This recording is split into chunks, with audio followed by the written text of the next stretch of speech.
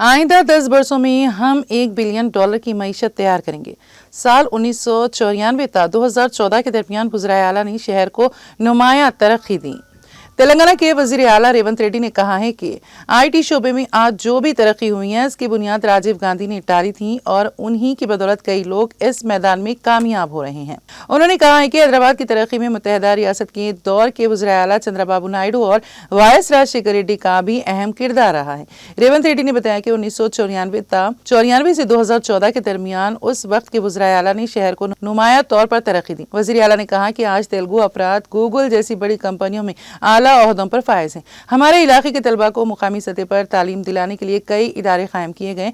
गच्चीबावली में district registrar और सब रजिस्ट्रार दफातर के लिए संग बुनियाद रखा गया। इस मौके पर खिताब करते हुए रेवंत रेड्डी ने कहा, जब हाईटेक सिटी बनाया गया तो इसका मजाक उड़ाया गया था, लेकिन आज वो हैदराबाद, सिंगापुर और टोक्यो जैसे शहरों से मुकाबला कर रहा है। हमारे पास सब कुछ है, बस नेक नियति से काम करने की जरूरत है। अगर अमेरिका में हमारे आईटी माहिरीन काम रोक दे तो वहां सब ठप हो जाएगा। रियासत में अमन व अमान के साथ रोजगार का तहफ़्फ़ुज़ फराहम किया गया है। आइंदा 10 वर्षों में हम $1 बिलियन की मईशत तैयार करेंगे। उन्होंने कहा, अब सवाल ये है कि मूसा नदी की सफाई में रुकावट क्यों डाली जा रही है? गरीब क्यों गंदगी में जीना चाहेंगे? हमें तेलंगाना राइजिंग 2047 के जरिए तरक्की की राह पर आगे बढ़ना है।